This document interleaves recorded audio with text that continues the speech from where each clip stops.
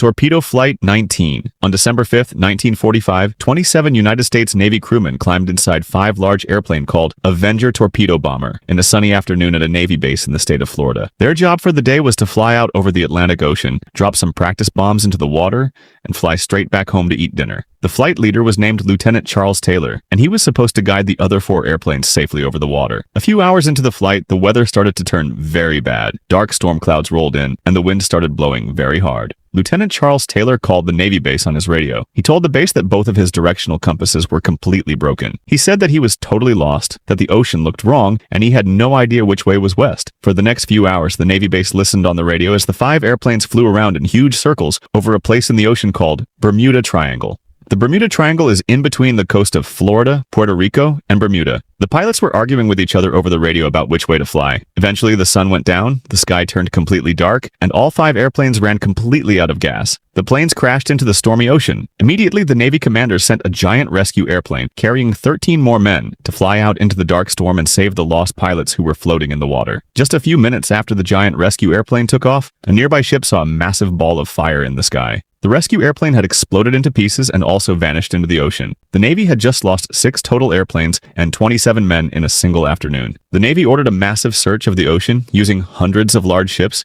deep water submarines, and fast airplanes. They searched the water for many days, looking for oil slicks on the water, floating yellow life jackets, broken airplane parts, or the bodies of the missing men. After searching millions of square miles of ocean water, they found absolutely nothing. Not a single piece of the 6 airplanes was ever discovered. The Navy leaders were highly embarrassed. They did not want to admit to the public that their expensive airplanes could just disappear into the ocean without a trace. The official response from the United States Navy commanders stated exactly, "We are not even able to make a good guess as to what happened to these men, but we blame the flight leader for getting lost and causing the crash." The military tried to legally blame Lieutenant Charles Taylor for murdering his own men by getting lost. But Taylor's angry mother hired a lawyer and fought the United States Navy in court. She forced the military to admit they had no real proof that her son did anything wrong, because they never found the airplanes. The Navy was legally forced to change the final paperwork to say the cause of the accident was completely unknown. Because the military hides their failure, this specific event launched the famous legend of the Bermuda Triangle, and the 27 missing men were never seen again. The Yukon Skymaster.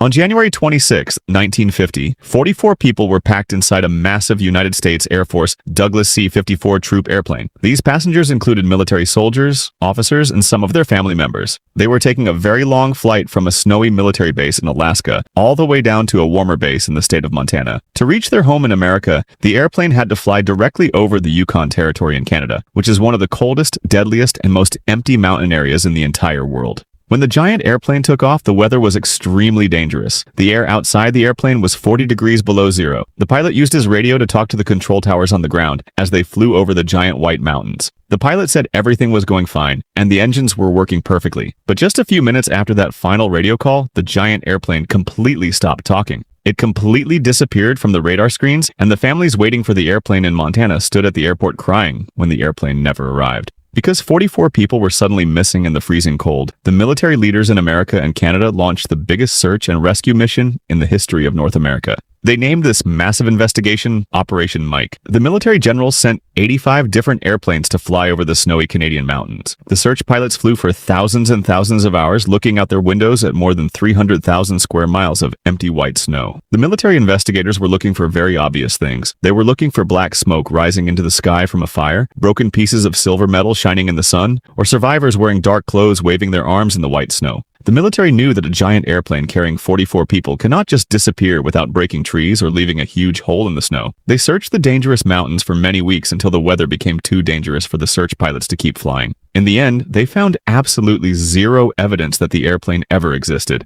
The B-25 Ghost Bomber. On January 31st, 1956, 6 American military crew members were flying high in the sky over the Monongahela River near the busy city of Pittsburgh in Pennsylvania. The men were flying a very large, heavy military airplane called a B-25 Mitchell bomber. The crew had picked up some special cargo from a military base in the western part of the country and were trying to fly all the way back to their home base. The weather was extremely cold that afternoon, and the sky was filled with gray winter clouds. While they were flying over the crowded city of Pittsburgh, the pilot noticed a terrible problem. The fuel gauges showed that the airplane was completely out of gas. The pilot knew that if he crashed the giant airplane into the city streets, many innocent people on the ground would be killed in a huge fire. Because he wanted to save the people in the city, the brave pilot made the quick decision to glide the heavy bomber downward and crash it directly into the freezing, icy waters of the Monongahela River. When the giant airplane hit the surface of the river, it made a massive splash, but the heavy metal did not break apart into pieces. The river water was freezing cold, filled with sharp chunks of ice floating all around them. All 6 military men quickly opened the top doors of the airplane and climbed outside to stand on top of the wings. They waited on top of the metal wings for about 15 long minutes while the giant bomber slowly filled with freezing water. Finally, the heavy airplane sank completely to the dark bottom of the river, forcing the 6 men to swim for their lives in the icy water. Even though local river workers rushed in small boats to help them, the water was simply too cold for humans to survive very long. Tragically, 2 of the military men froze to death and drowned in the dirty river water before anyone could pull them out. The other 4 men were successfully rescued and rushed to a local hospital to be warmed up and saved. Because 2 men died and a giant military bomber was now sitting at the bottom of a public river, the military generals immediately ordered a massive investigation to find the sunken airplane. The investigation should have been the easiest search in history. The river in that exact spot was only 20 feet deep and the airplane was 15 feet tall. This means the top of the airplane should have been almost touching the top of the water. The military brought in huge boats with heavy metal chains to drag the bottom of the river. They brought in special equipment that uses sound waves to look through the muddy water. They even sent expert military scuba divers into the freezing water to walk along the muddy bottom and touch every single inch of the river floor. They searched without stopping for 14 full days. Despite the river being very shallow and very small, the military investigators claimed they found absolutely nothing. They said a giant metal airplane weighing thousands of pounds had simply vanished into thin air from the bottom of a shallow river. The families of the dead men and the people of Pittsburgh wanted real answers. Instead, the official response from the United States military stated exactly, "We have exhausted all our search efforts in the river and found absolutely nothing, so